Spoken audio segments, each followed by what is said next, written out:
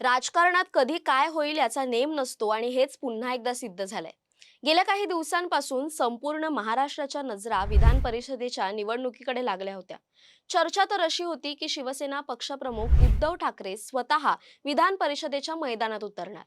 अगदी अंबादास दानवे यांनीही उद्धव ठाकरेंच्या नावावर शिक्कामोर्तब झाल्याचं सुतोवाच केलं होतं. मात्र शेवटच्या क्षणी एक असा ट्विस्ट आला की राजकीय वर्तुळात सगळ्यांच्याच भुवया उंचावल्यात. उद्धव ठाकरेंनी स्वतःऐवजी अंबादास दानवे यांच्या नावावर शिक्कामोर्तब केलं असून आदित्य ठाकरे आणि संजय राऊत यांनी याला अधिकृत दुजोरा दिलाय. महाविकास आघाडीच्या वतीने आता दानवे नशीब आजमावणार असून उद्या सकाळी 11 वाजता ते आपला उमेदवारी अर्ज दाखल करतील. पण खरी लढाई इथेच संपत नाही तर खऱ्या अर्थाने सुरू होते.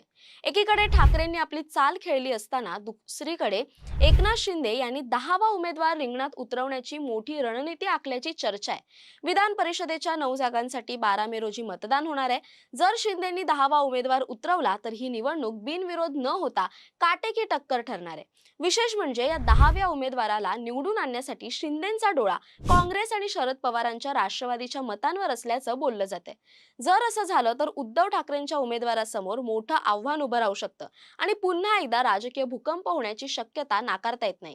भाजपने आधीच सुनील कर्जतकर, माधवी नाईक आणि प्रमोद जठार यांच्यासह 5 उमेदवारांची नावं जाहीर केली आहेत. हा सत्तेचा खेळ आता रंजक वळणावर येऊन ठेवलाय.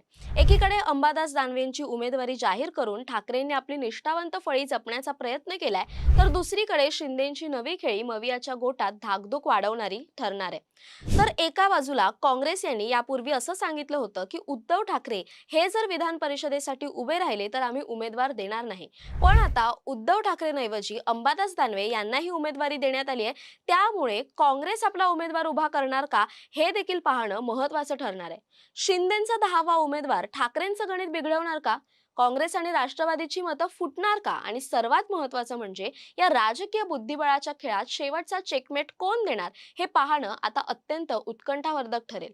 महाराष्ट्राच्या या हाय व्होल्टेज राजकारणाचे सर्व अपडेट मिळवण्यासाठी चॅनलला फॉलो करायला विसरू नका.